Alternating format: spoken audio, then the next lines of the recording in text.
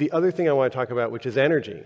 Yeah. And I do think there's an energetic component to all this. I was wondering if you could speak to how you see energy moving or not moving in our systems, and what ways enhance movement of energy, and allowing those feelings is definitely one way that energy moves. But could you talk a little bit about how you see the energy work? I think everything's about energy. Everything. I think, I really got this when I was sick.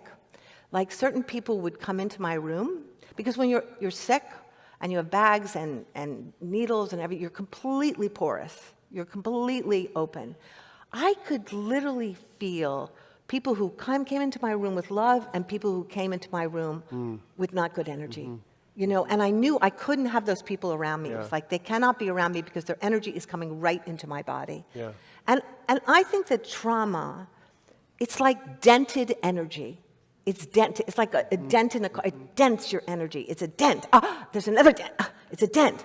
And we have to pop out the energy. We have to pop out the dent. We have to pop out the dents that are all over our bodies, right? And I'll just tell you this amazing thing that I think about it all the time. I was doing plant medicine. No. Oh, no. No, don't tell me that.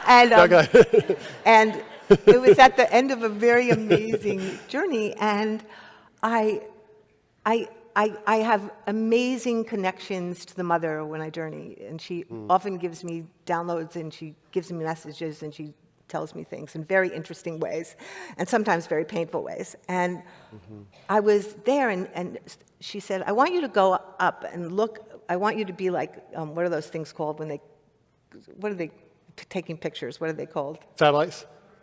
Drones. Okay, so she was like droning me above the earth. Yeah. And she said, look down, look at all the countries, look at all the world. And all the countries in the world were lit up. And then she said, look at America.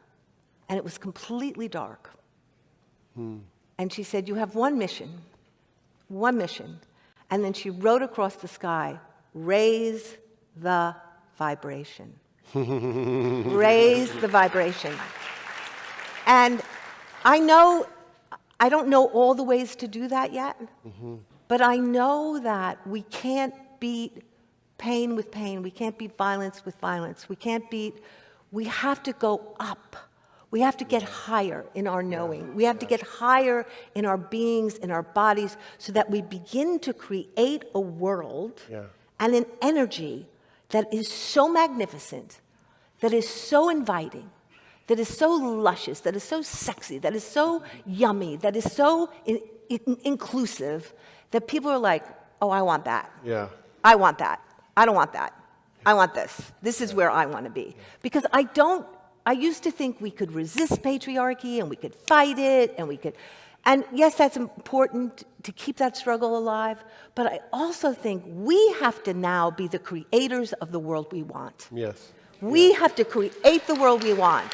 We have to see it. We have to feel it. We have to treat each other the way we want to be treated. We have to live with each other the way we want to live. We have to be bold enough to say, and in some ways I think everything that's happening now is the beginning of it. It's just emerging in the streets and in the colleges. It's an energy. It's being born. You can feel it. And it's a little, but it's coming.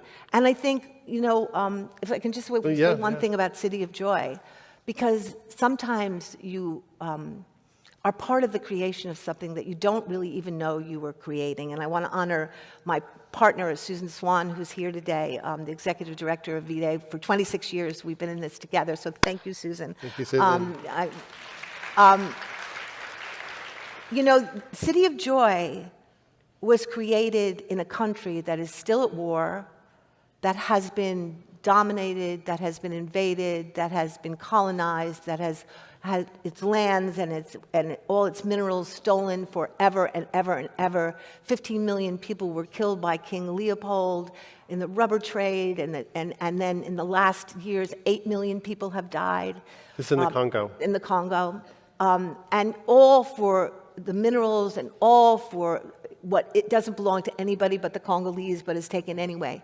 And so we decided, after seeing the thousands and thousands of women who have been raped brutally, and destroyed in this conflict because they rape women and they destroy them and they destroy families, and then the families flee and they take over the mines. So women are on the front lines of this catastrophe. We decided we would ask the women, what do you want the most? What can we do? And they said, we want a place where we can heal, where we can become, where we can grow into leaders, where we're safe.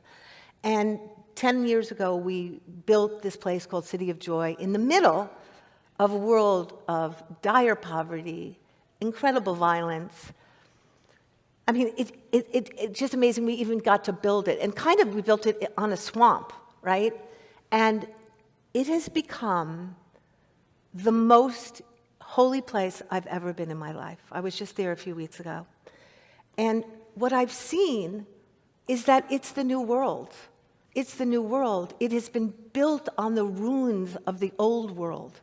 But it's a community of total love, of total transformation, where those girls, 90 girls, come for 6 months at a time. They are loved, they are held, there's no individual therapy, it's only group therapy, because the fundamental belief is we are not alone, that we only change in community, we only change in culture, and if the culture doesn't change, we don't change, right? It is the most alive. People dance all day, they sing all day, they learn the rules and the principles through song. And when I'm there, I know that we are capable of building and conceiving and growing another world. Wow. And we can grow it on the ruins, out of the ruins of this world. Wow. We really can.